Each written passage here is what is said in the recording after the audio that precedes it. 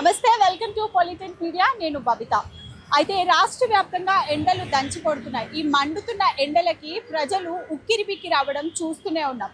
అయితే ఈ టైంలో హైదరాబాద్ వాతావరణ కేంద్రం అయితే ఒక కూల్ అప్డేట్ ఇచ్చిందనే చెప్పుకోవచ్చు.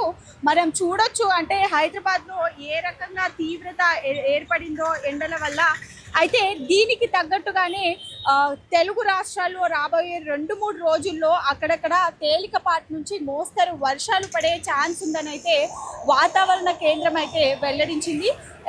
ఎండవేడి నుంచి తాత్కాలికంగా ఉపశమనం లభించనున్న వానతో పాటు వచ్చే ఈదురుగాలులతో కాస్త అలర్ట్గా ఉండాలని కూడా వాతావరణ శాఖ అయితే హెచ్చరించడం జరిగింది. అయితే వాతావరణ శాఖ అంచనాల ప్రకారం ఈసారి నైరుతి ఋతుపవనాలు చాలా జోరుగా కదులుతున్నాయి. అలాగే ఆగ్నేయ అరేబియా సముద్రం కామిడెంట్ ఏరియాల్లోకి ఇవి అనుకున్న సమయం కంటే ముందే ఎంట్రీ ఇచ్చేసాయని కూడా చెప్తున్నారు. బంగాళాఖాతంలోని మరికొన్ని ప్రాంతాలతో పాటు అండమాన్ నికోబార్ దీవుల మొత్తాన్ని ఇవి కమ్మేశాయి.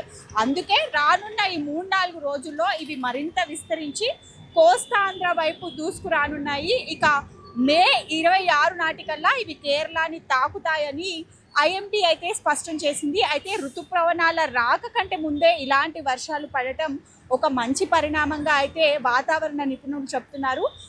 తెలంగాణ విషయానికి వస్తే ఇక ఉదయం నుంచి సాయంత్రం వరకు ఎండ తీవ్రత ఎక్కువగా ఉంటుంది.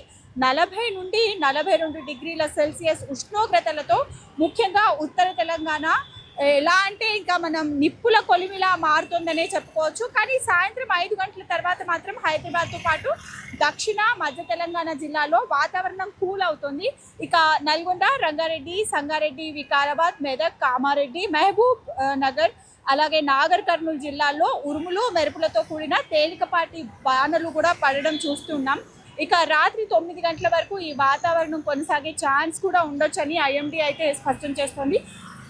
ఇక ప్రస్తుతం కురిసే వానల కంటే గంటకు 40 నుంచి 50 కిలోమీటర్ల వేగంతో వీచే ఈదురుగాలుల వల్లే ప్రమాదం ఎక్కువ అని వాతావరణ శాఖ హెచ్చరిస్తోంది. ఏపీ తీరంలో బంగాళాఖాతంలో గాలి వేగం 53 మీటర్ల వరకు ఉండటం వల్ల మత్స్యకారులు వేటకు వెళ్ళడం ఏమాత్రం క్షేమకరం కాదు అని కూడా చెప్తున్నారు. అలాగే ఈ తాత్కాలిక ఉపశమనం 2 రోజులు మాత్రమే ఉంటుంది. ఇక మే 21 నుంచి మళ్ళీ ఎండలు పీక్స్కు చేరుతాయి. అలాగే వడగాలుల తీవ్రత పెరుగుతుందని ఐఎండీ అయితే స్పష్టం చేస్తోంది. కాబట్టి పిల్లలు, వృద్ధులు, బయట పనిచేసే కూలీలు మధ్యాహ్నం పూట జాగ్రత్తగా ఉండాలని కూడా ఐఎండీఏ అయితే ప్రజలకి, అలాగే హైదరాబాద్, తెలంగాణ రాష్ట్రాలు ఎవరైతే ప్రతి ఒక్కరికి ఈ సూచనలు అయితే చేస్తున్నట్టుగా తెలుస్తోంది. వీడియో జర్నలిస్ట్ సాంబాతో బబిత, పొలిటిన్ మీడియా.